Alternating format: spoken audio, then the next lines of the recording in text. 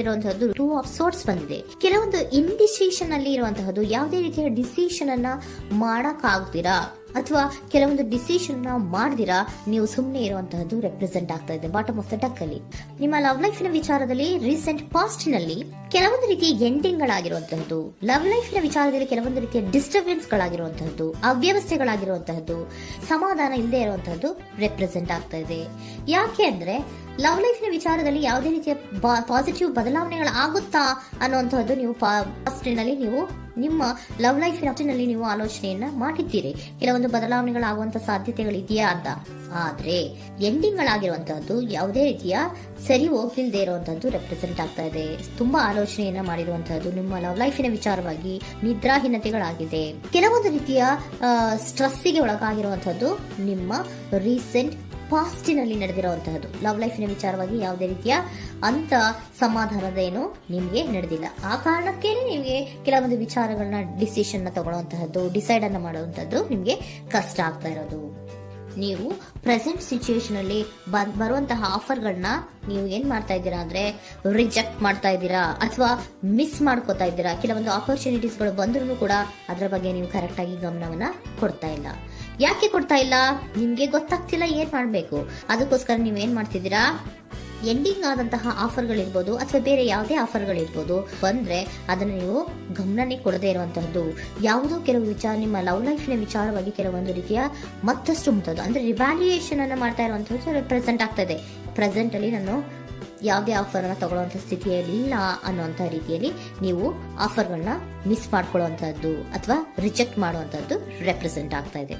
Next card ಬಂದಿರುವಂತಹದ್ದೇನು, present ನಲ್ಲಿ page of swords ಬಂದಿದೆ. ಯಾವುದೋ ಒಂದು ನಿಮ್ಮ ಲವ್ ಲೈಫ್ ನ ವಿಚಾರವಾಗಿ ಬಹಳಷ್ಟು ಕ್ಯೂರಿಯಾಸಿಟಿಯಿಂದ ಏನೋ ವಿಚಾರವನ್ನ ತಿಳ್ಕೊತಾ ಇದ್ದೀರಾ, ಬಹಳಷ್ಟು ಕ್ಯೂರಿಯಾಸಿಟಿಯಿಂದ ತಿಳ್ಕೊತಾ ಇದ್ದೀರಾ ಏನಾಗ್ತಾ ಇದೆ ಹೇಗಾಗ್ತಾ ಇದೆ ಅಂತ. ತುಂಬಾನೇ ನೀವು ಕೆಲವೊಬ್ರು ಲವ್ ಲೈಫ್ ನ ವಿಚಾರದಲ್ಲಿ ತುಂಬಾನೇ ಮಾತು ಕೂಡ ಆಡ್ತಾ ಇರುವಂತಹದ್ದು ರೆಪ್ರೆಸೆಂಟ್ ಆಗ್ತಾ ಇದೆ. ಏನಾಗ್ತಾ ಇದೆ ಹೇಗಾಗ್ತಾ ಇದೆ, ಈ ಗಲಿಬಿಲಿಗಳು, ಡಿಸ್ಟ್ರಾಕ್ಷನ್ಸ್ ಗಳು ಅಥವಾ ಡಿಸಿಷನ್ಸ್ ನ ಮಾಡಕ್ಕಾಗದೆ ಏನಕ್ಕೆ ಒದ್ದಾಡ್ತಿದೀವಿ ಅನ್ನೋದ್ರ ಬಗ್ಗೆ ಕೂಡ ನೀವು ಕೆಲವೊಂದು ರೀತಿಯ ಮಾತಾಡ್ತಾ ಇರುವಂತಹದ್ದು ರೆಪ್ರೆಸೆಂಟ್ ಆಗ್ತಾ ಇದೆ.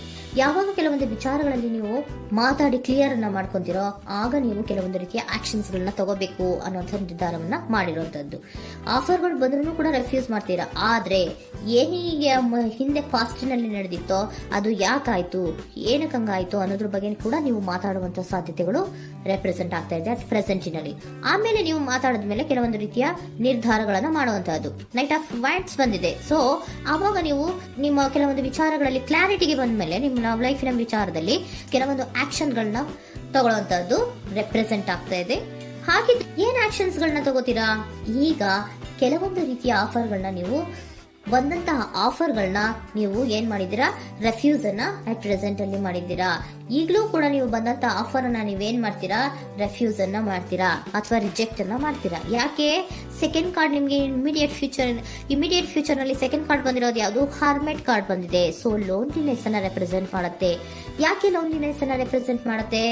ಬೇಡಪ್ಪ, ಈ ಜಗ್ಲಿಂಗ್ ಗಳೇ ಬೇಡ. ತುಂಬಾ ಜಗ್ಲಿಂಗ್ ಇದೆ ನಿಮ್ಮ ಲವ್ ಲೈಫ್ ನ ವಿಚಾರದಲ್ಲಿ. ಕೆಲವೊಬ್ಬರಿಗೆ ತುಂಬಾ ಜಗ್ಲಿಂಗ್ ಇದೆ. ಯಾವಾಗ್ಲೂ ಬ್ಯಾಲೆನ್ಸ್ ಅನ್ನ ಮಾಡ್ತಾ ಇರ್ಬೇಕು. ಈ ಕಡೆಗೆ ಹೇಳಿದ್ರೆ ಆ ಕಡೆಗೆ ಹೋಗುತ್ತೆ, ಆ ಕಡೆಗೆ ಹೇಳಿದ್ರೆ ಈ ಕಡೆಗೆ ಬರುತ್ತೆ. ಯಾವ ಕಡೆ ಅಂತ ಮಾಡೋದು ಅನ್ನುವಂತಹ ಆಲೋಚನೆಯನ್ನ ಮಾಡ್ತಾ ಇರುವಂತದ್ದು. ಸದ್ಯಕ್ಕೆ ಯಾವುದೇ ಆಫರ್ ಬೇಡ, ಸ್ವಲ್ಪ ಒಂಟಿಯಾಗಿರೋಣ ಅಂತ ನೀವು ಆಲೋಚನೆಯನ್ನ ಮಾಡ್ತಾ ಇರುವಂತದ್ದು ರೆಪ್ರೆಸೆಂಟ್ ಆಗ್ತಾ ಇದೆ. ಮತ್ತೆ ಕೆಲವೊಬ್ಬರಿಗೆ ಕೆಲವೊಂದು ರೀತಿಯ ಕ್ಯೂರಿಯಾಸಿಟಿಯಿಂದ ಏನಾಗ್ತಾ ಇದೆ ಅಂತ ವಿಷಯಗಳನ್ನ ತಿಳ್ಕೊಂಡ್ಮೇಲೆ ಕೆಲವೊಂದು ಆಕ್ಷನ್ಸ್ ಗಳನ್ನ ತಗೊಳ್ಳುವಂತದ್ದು ಕೂಡ ರೆಪ್ರೆಸೆಂಟ್ ಆಗ್ತಾ ಇದೆ. ಯಾವುದೇ ರೀತಿಯ ಭಯ ಇಲ್ಲದೆ ವಿಷಯಗಳನ್ನ ತಿಳ್ಕೊಂಡು ನೀವು ಆಫರ್ಗಳನ್ನ ಅಟ್ ಪ್ರೆಸೆಂಟ್ ಅಲ್ಲಿ ರೆಫ್ಯೂಸ್ ಮಾಡೋ ಸಾಧ್ಯತೆಗಳು ಕೂಡ ಕೆಲವೊಬ್ಬರಿಗೆ ರೆಪ್ರೆಸೆಂಟ್ ಆಗ್ತದೆ. ಯಾಕೆ ಆಫರ್ಗಳನ್ನ ರೆಫ್ಯೂಸ್ ಮಾಡ್ತೀರಾ? ನಿಮ್ಮ ಲವ್ ಲೈಫ್ ನ ವಿಚಾರದಲ್ಲಿ ಬರೀ ಜಗ್ಲಿಂಗ್, ತುಂಬಾ ಬ್ಯಾಲೆನ್ಸ್ ಅನ್ನ ಮಾಡ್ಬೇಕು. ಯಾವ ಕಡೆ ಮಾಡ್ಬೇಕು, ಹೇಗ್ ಮಾಡ್ಬೇಕು ಗೊತ್ತಾಗದೇ ಇಲ್ಲ. ನೀವೇನ್ ಮಾಡ್ತೀರಾ, ಸ್ವಲ್ಪ ದಿನದ ಮಟ್ಟಿಗೆ ನಾನು ಲೋನ್ಲಿ ಆಗಿರ್ಬೇಕು ಅನ್ನೋದನ್ನ ಇಲ್ಲಿ ನಿಮ್ಗೆ ಲವ್ ಲೈಫ್ ನ ವಿಚಾರವಾಗಿ ರೆಪ್ರೆಸೆಂಟ್ ಆಗ್ತಾ ಇದೆ. ಈ ಎಲ್ಲಾ ಕನ್ಫ್ಯೂಷನ್ಸ್ ಇರೋದ್ರಿಂದಲೇ ನಿಮ್ಗೆ ಬಾಟಮ್ ಆಫ್ ದ ಡಕ್ ಬಂದಿರೋಂತದ್ದು 2 ಆಫ್ ಸೋರ್ಟ್ಸ್ ಬಂದಿರೋಂತದ್ದು. ಸೊ ಇಂಡಿಸಿಷನ್ ಆಗ್ತಾ ಇರೋಂಥದ್ದು, ಏನ್ ಮಾಡ್ಬೇಕು ಗೊತ್ತಾಗಲ್ಲ. ಅದಕ್ಕೇನೆ ನೀವು ಇಲ್ಲಿ ಕುತ್ಕೊಂಡ್ಬಿಟ್ಟಿದ್ದೀರಾ, ನನ್ನ ಲವ್ ಲೈಫ್ ನ ವಿಚಾರವಾಗಿ ಯಾವ ನಿರ್ಧಾರವನ್ನ ಮಾಡ್ಬೇಕು ಅನ್ನುವಂತಹ ಆಲೋಚನೆಯನ್ನ ಮಾಡ್ತಾ ಇರುವಂತದ್ದು, ಹಾಗೇನೆ ಮಾಡುವಂತದ್ದು ನಿಮ್ಗೆ ರೆಪ್ರೆಸೆಂಟ್ ಆಗ್ತಾ ಇರೋದು. ಕೆಲವೊಬ್ರು ರೆಫ್ಯೂಸ್ ಅನ್ನ ಮಾಡಿ ಮುಂದೆ ಹೋಗುವಂತ ಸಾಧ್ಯತೆಗಳು ಇರುವಂತಹದ್ದು. ಮತ್ತೆ ಕೆಲವೊಬ್ರು ಆಫರ್ಗಳನ್ನ ಬರುವಂತದನ್ನ ಬ್ಯಾಲೆನ್ಸ್ ಅನ್ನ ಮಾಡ್ಬೇಕು ಮಾಡಬೇಕು, ಜಗ್ಲಿಂಗ್ ಅನ್ನ ಮಾಡಬೇಕು, ಸದ್ಯದ ಮಟ್ಟಿಗೆ ಒಂಟಿಯಾಗಿ ಇರೋಣ ಅಂತ ಆಲೋಚನೆಯನ್ನ ಮಾಡ್ತಾ ಇರುವಂತದ್ದು ರೆಪ್ರೆಸೆಂಟ್ ಆಗ್ತಾ ಇದೆ. ನಿಮಗೆ ಏಂಜಲ್ ಗೈಡೆನ್ಸ್ ಏನ್ ಕೊಡ್ತಾ ಇದ್ದಾರೆ, ಡೋಂಟ್ ಸ್ಟಾಪ್. ಇಲ್ಲಿ ಡೋಂಟ್ ಸ್ಟಾಪ್ ಇನ ಅರ್ಥ ಏನಪ್ಪಾ ಅಂದ್ರೆ, ಯಾವ ಕೆಲವು ವಿಚಾರಗಳ ಬಗ್ಗೆ ಕ್ಲಾರಿಟಿ ಬೇಕು ನಿಮ್ಗೆ, ಯಾವ ವಿಚಾರಗಳಲ್ಲಿ ನೀವು ಕನ್ಫ್ಯೂಷನ್ಸ್ ಅಲ್ಲಿ ಒದ್ದಾಡ್ತಾ ಇದ್ದೀರಾ, ಏನ್ ಕ್ಲಾರಿಟಿ ಬೇಕೋ ಅದನ್ನ ಧೈರ್ಯವಾಗಿ ಮುಂದೆ ಬಂದು ಅದನ್ನ ಕ್ಲಾರಿಟಿಯನ್ನ ತಗೊಂಡು ಮುಂದೆ ಹೋಗು, ಅಲ್ಲೇ ನಿಂತ್ಕೋಬೇಡ ಅನ್ನುವಂಥದ್ದನ್ನ ನಿಮ್ಗೆ ಹೇಳ್ತಾ ಇದ್ದಾರೆ.